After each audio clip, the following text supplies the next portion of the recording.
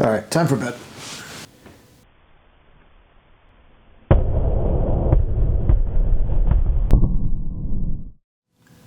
I really need nightstands.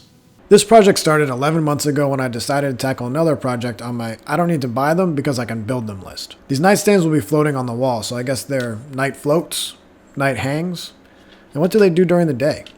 Anyway, I designed this piece with a few things in mind. 1, the overall build process needed to be relatively simple, i.e. no fancy joinery. 2, it has enough storage for books and smaller items. 3, hidden wireless charging because is it even a nightstand without hidden charging? And 4, since this is a project for myself, it gives me the opportunity to try a new design or technique without the risk of ruining or delaying a client project. So for this project, I will be incorporating the CNC to make these nightstands, well, stand out.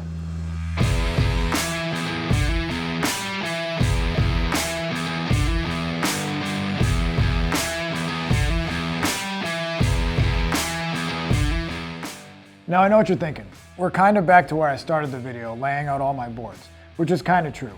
So far, I've ripped off the final rough edge on all these boards to get a uniform width on all my boards, and I've cut them to a more manageable length.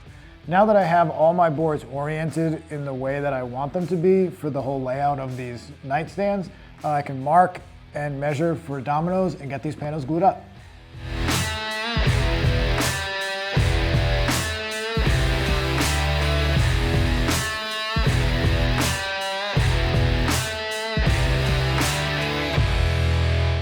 So why did I want to keep this build simple? Well, for one, I really needed nightstands and I have waited 5 years for them and didn't really want to take another 5 to make them. Second, I didn't want to go crazy on the design of the main carcass of this nightstand, so it didn't take away from the textured drawer fronts I'll be doing later in the build. So as part of that, I started this project with pre-milled S3S lumber. You may have noticed the lack of milling. Don't worry, there'll be some later. But the S3S lumber takes out a couple of hours of shop time and a day or two worth of letting the wood sit and allows me to get the boards cut to length and width and skip right to the gluing process you see me doing now. Oh, that was the worst squeeze out ever. With my failed attempt at a satisfying shot aside, both my panels are in clamps and sit down to dry overnight. Here's where order of operations really starts to matter in this project. It is time to cut the bevels to turn these panels into boxes that will make up the nightstands, but I want to keep the grain flowing all the way around the box, so I have to take a couple of things into consideration when making my cuts. Here's my panel. I want to make sure that when I put this box together, my top side, shown in blue, is wrapping around the outside of the box after I cut my different pieces and put the box together. But if I only make my 45-degree cuts here, I'll have to flip every other panel in order to make my box. See how some of the blue is on the inside of the box now? That means my grain does not flow continuously around the outside of the box. Instead, I have to make a second 45-degree cut perpendicular to my first cut. This keeps the blue face on the outside of the box, resulting in the wood grain flowing continuously around the outside of the box. Both these methods will work, but keeping the grain flowing around the whole piece adds a level of detail you won't find on store-bought nightstands.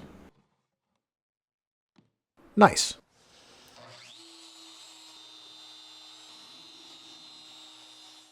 Okay, now we're getting to the fun stuff.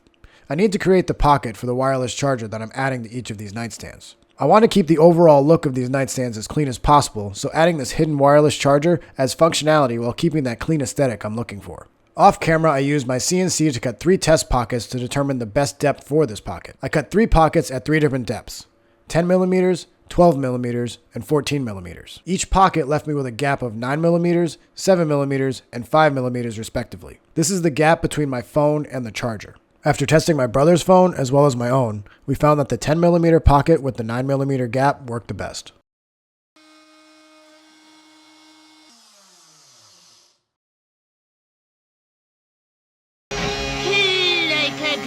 And for all you Harry Potter fans, I added a lightning bolt to each nightstand. Just kidding. This is just a fun way of letting me know where I need to put my phone when I want to charge it. Sorry, Harry. Alright, time for assembly. For joinery, I'm using dominoes again. 1 for alignment, and 2, it adds a little bit more strength along that end grain to end grain joint. I also took the time to add blue tape to the inside seams. This allows for easy glue squeeze out cleanup after assembly. I sanded the inside of all my parts to 220 grit. And if you're dying to know what that looked like, here's a recap. 6 hours later.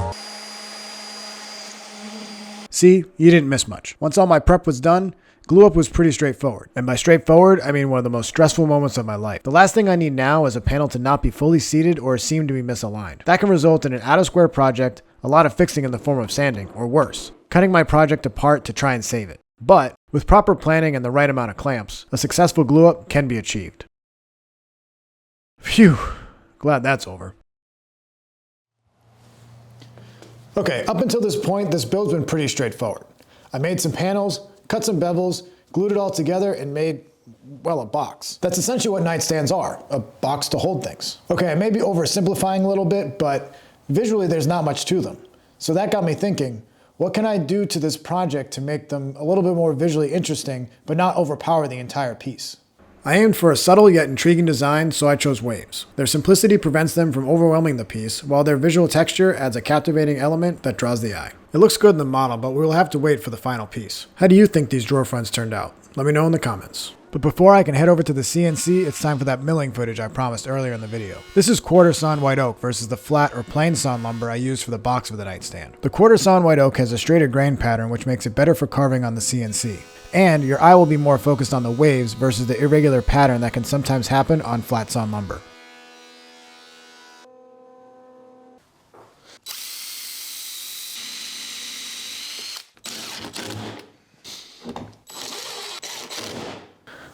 Okay, time to hit start. Who are you? I'm Sawyer of Sawyer, Forest, and Wood Associates. I'm legal counsel for your CNC. And before you start, I need you to sign this. Legal counsel. Okay. By pressing this button, you, the maker, acknowledge that I, the CNC, at any point can stop, malfunction, cut too deep, or ruin your project with no warning.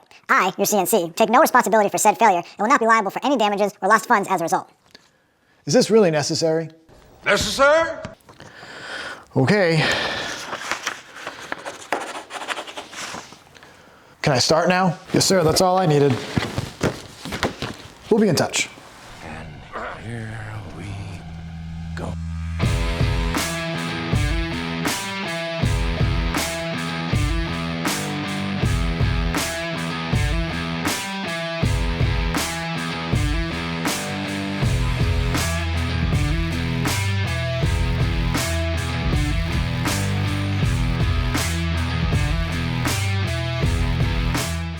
While the CNC was doing its thing, I whipped together a couple of quick drawer boxes. These will not be holding a lot of weight, so simple construction of glue and pin nails works just fine for this application.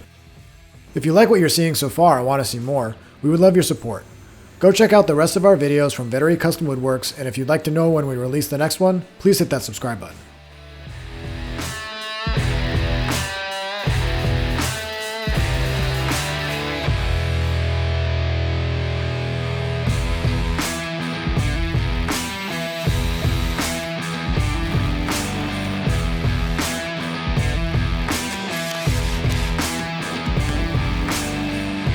Alright, montage over and time for more of everyone's favorite activity, sanding. The CNC did an awesome job carving the waves into these drawer fronts, but it leaves some undesirable ribs that need to be sanded out. And due to the complex shape of the drawer fronts, I resorted to hand sanding.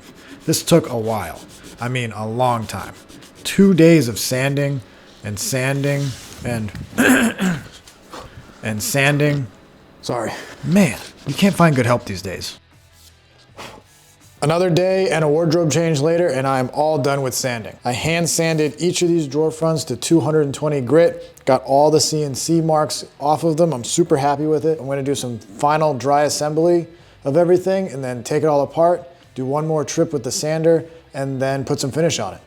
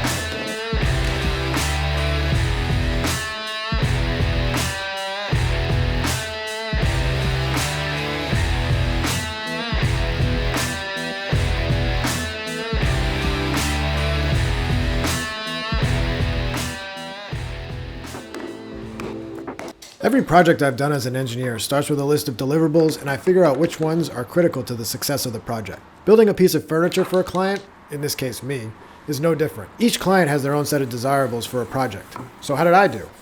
Overall, the build went off without any major issues or setbacks. The drawers hold stuff, so check that off the list. And the wireless charging works great. I'm glad I did the test prior to making the pocket and the real thing, as the recommended depth by the manufacturer did not work. And finally, those drawer fronts. Man, those came out awesome. Modeling helps visualize what the piece will look like, but you never truly know how it will turn out in reality until it's finished. However, the drawer fronts did bow slightly after carving on the CNC. Is it the end of the world? No.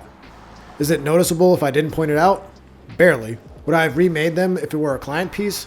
Absolutely. This carving technique on the CNC was new for me, so I will say the carving itself was very successful, but taking the wood movement into account gets it needs improvement. But that's the best part about building and making.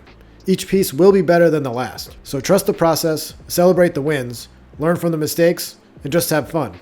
The results may just surprise you.